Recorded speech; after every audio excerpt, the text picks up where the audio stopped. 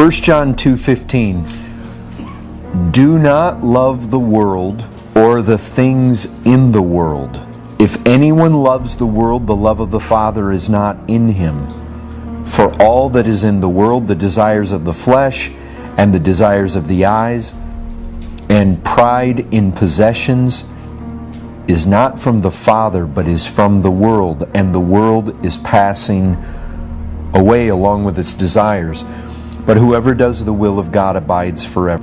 Think about that. Paul says, be not conformed to this world. One of the things that wages war against the soul is this world that is constantly pressing on you to conform to it. It's constantly applying pressure to shape you into its form. Be not conformed to the world means don't take its shape. Don't allow its realities, its attributes, its character to get somehow molded into your life.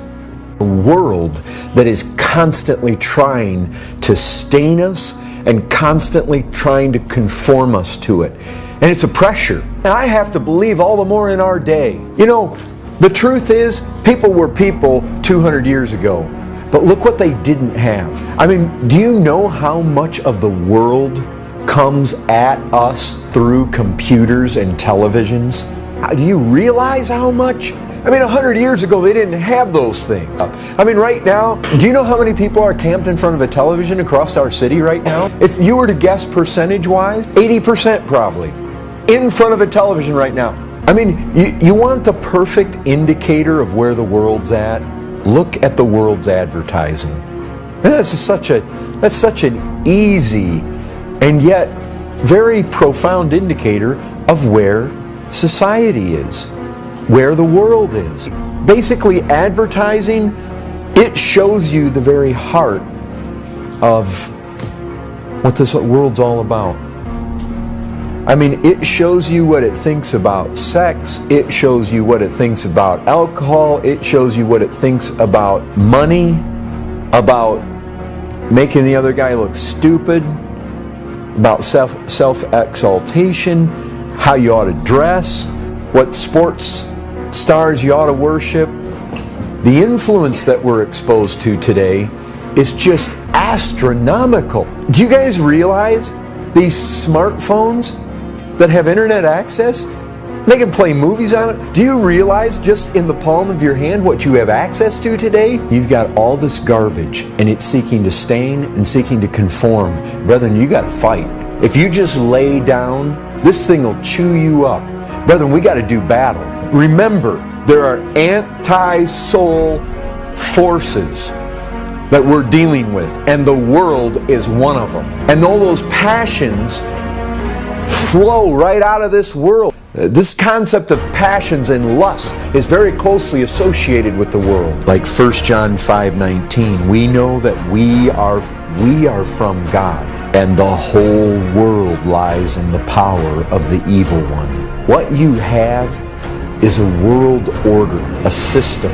It's the way the world is, the way the world thinks, the way the world operates.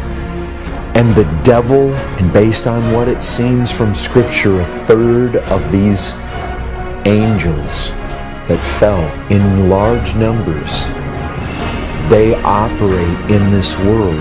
You get glimpses, like in Daniel, of the Prince of Persia. Definitely not a human being. This Prince of Persia did battle with an angel that was coming to Daniel, resisted him. Michael the archangel had to be dispatched to get him through. We're looking at cosmic forces, just like it talks about these authorities, these powers in heavenly place. They control nations and governments, and there seems to be a hierarchy and a working, and they basically control this world to destroy. That's what he comes for, to destroy, to deceive, to kill. He is cruel in his ways. He comes to do battle against the church. You guys need to get this. There is such a being who it seems at one time was some kind of crowning cherub. He was one of the most, if not the most glorious of the angelic beings. So you've got to know that he had wisdom and knowledge of unbelievable capacity, and he fell, and he took a third of the angels with him. Brethren, he exists to destroy God's people. When you see this dragon in the book of Revelation, I'll tell you what he's doing. He's chasing this woman.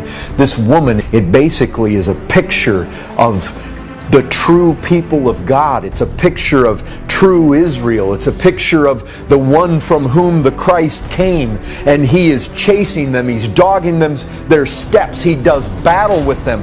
Brethren, he is going about seeking to destroy. And what you have to realize is he is in control of this world. The prince of the power of the air, he rules here. I recognize God is sovereign. It's partial dominion at best. It's restricted dominion. We see it in Revelation 20. He's on a chain. But no doubt anyways, in some limited capacity, he has the authority here. He has authority in this world, so much so that he could say to Christ, I'll give you the kingdoms of this world if you bow down to me. Brethren, he is in control. And if you think about that for a second, here we are, put out into the midst of the world as servants of Christ to declare his glory and his gospel. And in the midst of that world, it is controlled by demons all around us all the time, in a sense that it is going to try, that world is going to try to conform us and spot us all the time. And it's with intent. It's not like, well, we just might happen to rub against it when we go out these doors. Brethren, it's the fact that there are armies arrayed against us, working this thing so as to bring us down, to contaminate us, and to conform us into something that won't be useful to Christ, something that will be defeated, something that will be ugly, something that will be unclean. Brethren, this is what's happening. There is a darker meaning. There's a world around us that is a real enemy to the soul. Christ said this, do not be surprised, brothers, that the world hates you. This is a foe that means to do us harm. This is not a foe that hates us and tries to stay as far away from us as possible. This is a foe that is constantly trying to trip us and stain us and mold us into its fashion. So you've got to resist, you've got to fight, and you've got to know that it's for real, and you've got to know it hates you. And it hates you with the kind of hatred that is seeking to destroy you, not stay away from you. You adulterous people, James 4:4, do you not know that friendship with the world is enmity with God? Therefore, whoever wishes to be a friend of the world makes himself an enemy of God. So here's the thing. The world tries to spot you, stain you, corrupt you, conform you, mold you. And basically what this is saying is, if you yield to it, you are an enemy of God. To the people that resist the conformity, they're friends of God, and the world hates them. But if you allow it to bend you, you're an enemy of God. If you like its shape, if you like its fashion, you show hatred to God yourself. This world hates you, this world hates Christ, this world hates God. So, worldliness is what happens to us when the world comes along, seeks to spot us or conform us, and we begin to conform. Good one. It's like Vanity Fair. You remember that in Pilgrim's Progress? You go into Vanity Fair, and you know what they found? They found all the goods and the wares that the world had to offer. And there was British Row, and there was French Row, and there was German Row, and Italian Row, and it had all the stuff. And they resisted dressing like the people there. You remember that? Faithful and Christian. They resisted buying what the world had to offer. They weren't interested. And it had all these things to sell. Brethren, any faith that saves us is faith that overcomes. It's faith that believes that God is so desirable and so lovable, so love-worthy, so worship-worthy. Christ is so magnificent and so worthy to be followed and to be had at all costs. That's what true faith is. It's when I believe that He is a treasure of inestimable value and I'm willing to endure anything to have Him. That's the truth of faith. You see, that's what shows it. That's what we're told. The faith is going to get put to the test. And if it's really true, see how that glorifies Christ? When you bring this faith along that says, I believe Christ is all, and then you say, oh yeah? Well, let's just like Job, let's put it in the furnace. And then it comes out. Wow, it's still good. He still wants God more than anything else. Let's put it in the furnace even more. You bring it out. You see how much God got glory? You see what was going on behind the scenes? Brings God tremendous glory. Well, this is the thing. When you take somebody and you say, oh, God says, let their eyes be open. Let there be light. Let them see the glory of Christ. Okay, now put them in Vanity Fair. See if devil try to sell them the best of your goods. And they come through clean, unspotted, unconformed. Brethren, they can abide forever? Yes. They were saved. They were justified by faith. But that faith proved true. The faith proves true by what it does in this world. Brethren, that's the issue.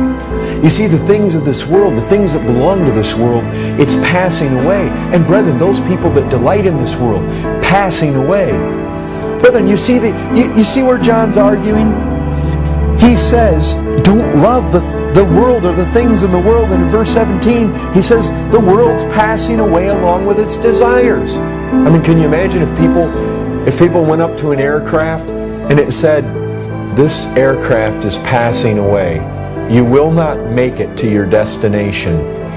But climb on board and enjoy, because until it passes away, there's going to be lots of partying, lots of fun. You see, that's what Vanity Fair is. All these people partying, all these people living it up, all these people having fun, but death is just around the corner. That's what that aircraft says. Passing away. This is what John's arguing. He's saying, don't get on board that plane. The ship's going to sink, folks. Don't get on there. And you see what he's saying is, if you love the world, you hate God. You can't have both. You either love God or you love the world. It's the fight to not compartmentalize my life. This is what strikes me. It's the fight to not say, okay, this part of my life is sacred. This part of my life, it's ordinary. It's secular. Which a lot of people do that. I mean, people all over the place try to give God His due on Sundays, maybe some of the real good ones on Wednesdays. But brethren, even though we would look at that and maybe we would say, well, yeah, Sunday morning Christians are no Christians at all. But brethren, we can still get in the place where there's parts of our life. You see, this is the issue. This is the key. Brethren, I'll tell you this. If you have a segment of your life that you find, you know what? I never think to thank God doing that. I don't even think of God while I'm doing that. In fact, that part of my life is kind of reserved to almost forget Him. Not that we would say it purposely, but when we get into that segment of our life, we kind of just forget Him. He drops out of the picture. Brethren, that's worldly. Dump it. Be done with it. What God is saying to us is whatever you do, you need to do for His glory. Whatever you do, you need to do that He be central to it.